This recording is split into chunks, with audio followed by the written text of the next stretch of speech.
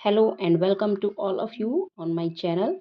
आइए आज इस वीडियो में हम देखते हैं जो निपुण भारत मिशन के अंतर्गत एफएलएन प्रशिक्षण चल रहा है उसमें प्रतिवेदन किस तरह दिया जाता है और प्रतिवेदन की फाइल हमें किस तरह से तैयार करनी है। तो ये है फ्रंट पेज। इसे हमें थोड़ा जो है डेकोरेटिव वे में बनाना है तो थोड़ा अच्छा लगता है। हमने टाइटल दिया है निपुण भारत मिशन के अंतर्गत बुनियादी भाषा एवं गणित पर आधारित 4 दिवसीय शिक्षक प्रशिक्षण द्वितीय दिवस प्रतिवेदन। इसके बाद हम लिखेंगे प्रतिवेदन प्रस्तुतकर्ता का नाम, अपने ब्लॉक का नाम, जिले का नाम व दिनांक।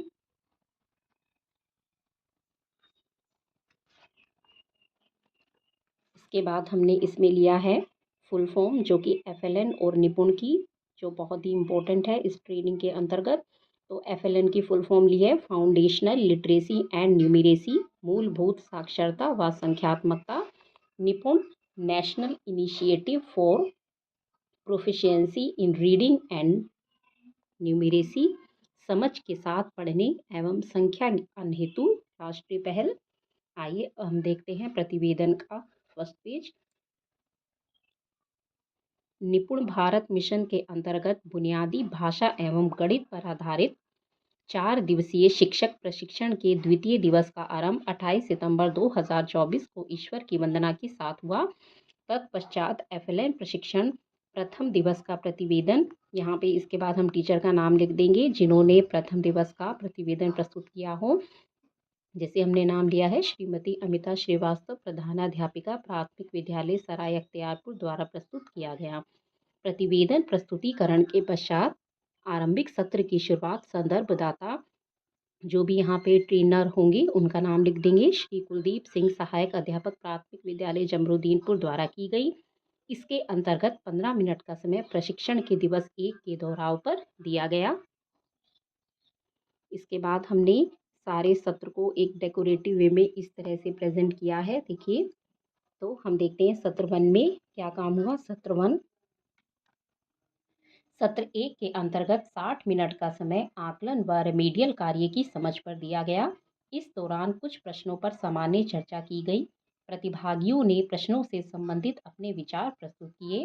प्रशिक्षक द्वारा कुछ प्रश्नों जैसे आकलन कब व कितने दिवस में किया जाना है, आकलन किस किस कालांश में किया जाना है, आकलन किस माध्यम द्वारा किया जाना है, आकलन ट्रैकर कब व कैसे भरे जाने हैं, इस पर विस्तार पूर्वक चर्चा की गई।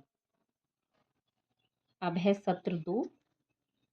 इसके अंदर हम लिखेंगे सत्र 2 में क्या क्या कार्य किए गए, क्या क्या चर्चा हुई। सत्र 2 के लिए 30 मिनट का समय रखा गया जिसके अंतर्गत कक्षा कक्षीय प्रक्रियाओं में आने वाली चुनौतियों पर चर्चा की गई।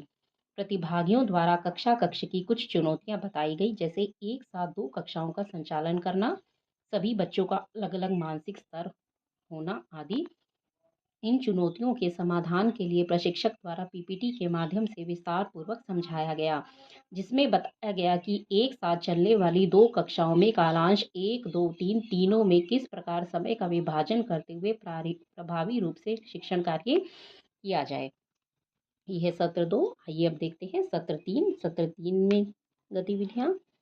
सत्र 3 के लिए निर्धारित 60 मिनट के समय में कक्षा कक्षीय प्रक्रियाओं के दौरान क्या बातें मुख्य रूप से ध्यान में रखनी चाहिए, इस विषय पर चर्चा हुई, जिसके अंतर्गत कक्षा में प्रिंट रिच सामग्री के उपयोग को समझना, बच्चों को व्यक्तिगत फीडबैक देने की प्रक्रिया, कालांशों में निर्धारित समय के अनुकूल उपयोग की रणनीति समझना आदि उद्देश्यों को प्रस्तुत किया गया। इसके अतिरिक्त कक्षा कक्ष प्रक्रिया को बेहतर करने के लिए हम एक शिक्षक के तौर पर क्या क्या कर सकते हैं, इस पर भी वार्तालाप किया गया। अब है सत्र 4।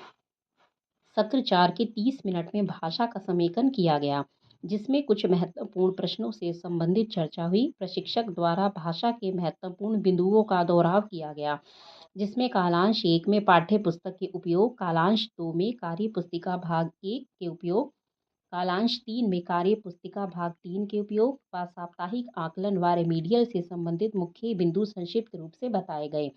सत्र 4 की समाप्ति के पश्चात मध्यावकाश किया गया। अब है सत्र 5। मध्यावकाश के पश्चात सत्र 5 की शुरुआत गणित विषय से संबंधित एक उत्साहवर्धक गतिविधि जो कि कंकड़ के उपयोग से जुड़ी थी, इस पर चर्चा की गई। एनसीईआरटी आधारित गणित विषय की नवीन पाठ्यपुस्तक आनंदमय गणित पर चर्चा की गई। इसके साथ ही गणित के प्रशिक्षण के उद्देश्य एवं परिचय, गणित प्रशिक्षण से अपेक्षाएं आदि पर 30 मिनट की अवधि के दौरान संक्षिप्त बातचीत की गई। सत्र 6 सत्र 6 निपुण उद्देश्यों, दक्षताओं व सीखने के प्रतिफल से संबंधित रहा।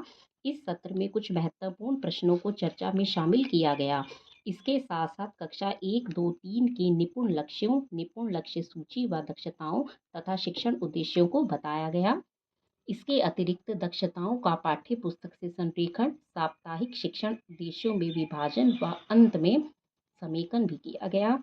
प्रशिक्षक द्वारा अपने विद्यालय के कक्षा कक्ष में प्रयोग किए जाने वाले कुछ व्यक्तिगत अनुभव भी साझा किए गए। सत्र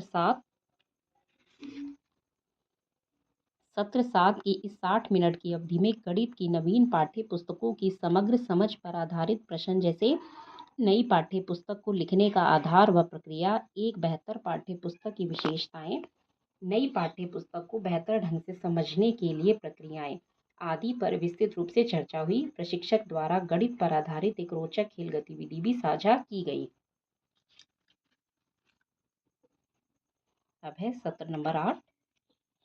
अंतिम सत्र 8 में एनसीईआरटी आधारित पाठ्य पुस्तकों के पाठों को समझना विषय चर्चा के लिए रहा, जिसके संदर्भ में प्रशिक्षक द्वारा 4 ब्लॉक मेथड, ईएलपीएस पद्धति, मूर्त वस्तुओं पर आधारित गणित शिक्षण आदि पर विस्तृत समझ बनाई गई।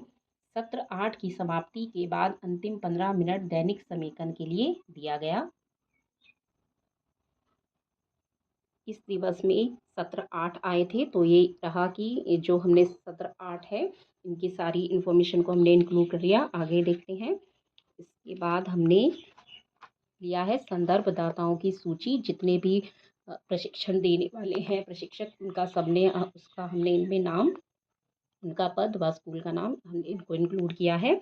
इसके बाद है निपुण भारत निपुण लक्ष्य, ये बहुत ही ज़रूरी है। तो कक्षा 1, 2, 3 व बाल वाटिका के जो भी निपुण लक्ष्य हैं उसे हमने इसमें इम्पोर्टेंट रूप से लिख दिया गया है। अंत में हमने इस पे निपुण भारत का लोगो बनाया है। इसके अलावा है मिशन प्रेरणा उत्तर प्रदेश प्रेरक प्रदेश।